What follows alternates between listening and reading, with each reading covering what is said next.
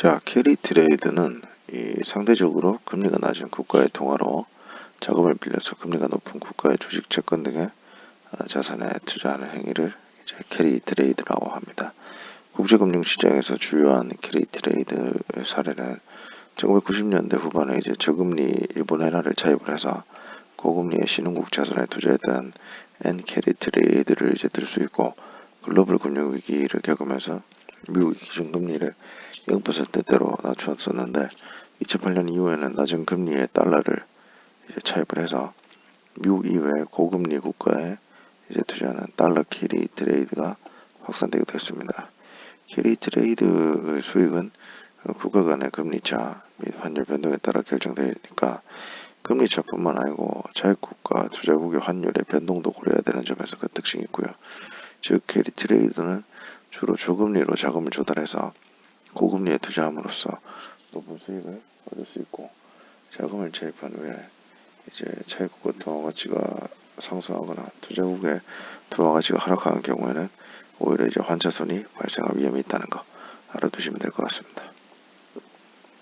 자, 커버드 본드, 이중 상환 청구권부 채권이라고 하는데, 이 금융기관이 부동산 담보대출 등 자신이 보유한 고령자산을 담보로 발행한 채권을 말하고, 이제 2014년 4월에 이제 도입이 됐습니다. 대출자산을 이제 담보로 한 것은 자산유동화증권 ABS나 주택저당증권과 유사한데, 이 ABS랑 MBS는 채권 발행 시에 이제 기초자산을 별도로 설립된 특수목적기구 SPC에 이전함에 따라서 최초로 담보자산을 보유했던 금융기관의 변제 의무는 소멸되지만, 커버드 본드는 투자자가 담보자산에 대해 우선 변제권을 보장받은 동시에 채권 발행 금융기관에 대해서도 원리금 상환을 청구할 수 있다. 그래서 이제 커버드 본드를 이중상환 청구권부 채권이라고도 하는데, 이렇게 이중으로 원리금 상환을 보장받기 때문에 일반 채권보다 발행 금리가 낮게 형성이 됩니다. 일반적으로 이제 은행들은 만기가 짧은 예금으로 자금을 조달해서 장기로 자금을 운용할 경우에 금리 위험에 노출됨에 따라서 장기로 자금을 운용하기 어렵고요. 은행이 커버드 본드를 발행하려고 하면 낮은 고정금리로 장기 자금을 조달할 수 있어 이 주택담보대출과 같은 장기 고정금리 대출을 확대할 수 있고요. 이 커버드 본드는 은행들의 안정적인 장기 자금 조달을 가능하게 해주는 한편에 가계에 대해서는 장기 고정금리 주택담보대출을 해줄 수 있으므로 가계부채의 구조 개선 이렇게 해도 기여를 할 수 있다고 보이고 있는 것 같습니다. 연간 검색어는 특수목적기구 SPV, 주택저당증권 MBS, 자산유동화 이렇게 있습니다. 자, 컨트리 리스크, 해외 투자자가 평가하는 특정 국가의 대외 신인도를 일컫는 말로 투자 상대국 정부의 예상치 못한 제도 변경이나 정책 변화로 투자자가 손실 또는 불이익을 입게 될 가능성을 컨트리 리스크라고 하는데요. 이 신용 위험이 주로 거래 상대방의 원리금 상환과 관련된 위험인 반면에 컨트리 리스크는 주로 투자 상대국 정부의 행위로 인한 투자 손실 또는 불이익 발생 가능성을 나타낸다는 점에서 다릅니다.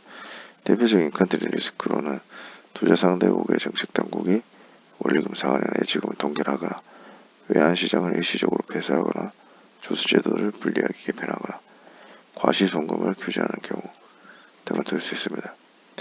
이 밖에도 이제 투자 상대국 정부가 투자 자산의 강제 몰수 또는 징발 및 수용 등의 조치를 취하는 경우에 전쟁이나 혁명의 발발로 인한 투자 자산의 파괴와 자산 가치 하락도 컨트리 리스크에 해당이 됩니다.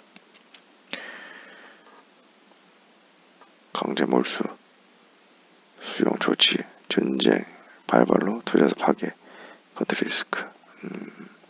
예상치 못한 그런 것 때문에 이제 불이익을 이제 있게 된 가능성, 이 컨트리 리스크라고만 생각을 해주시면 좀 쉬울 것 같고요.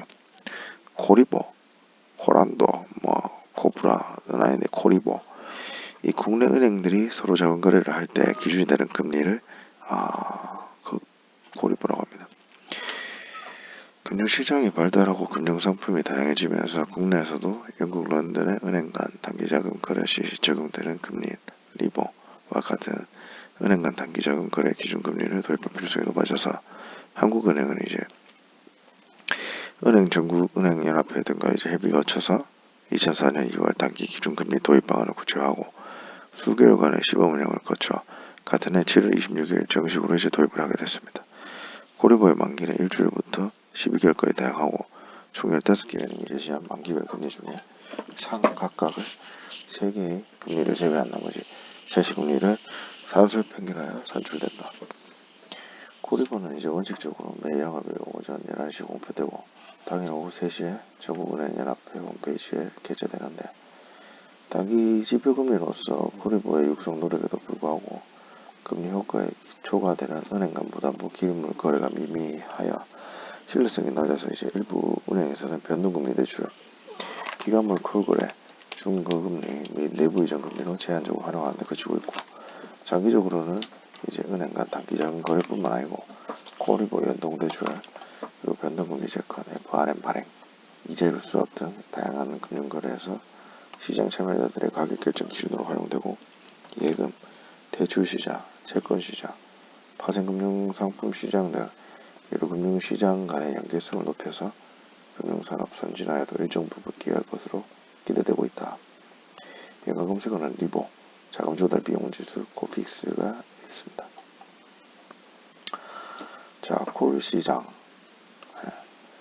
이 금융기관들이 일시적인 자금 과부족을 조절하기 위해서 상호간에 초단기로 자금을 차입하거나 대여하는 시장을 콜 시장이라고 한다.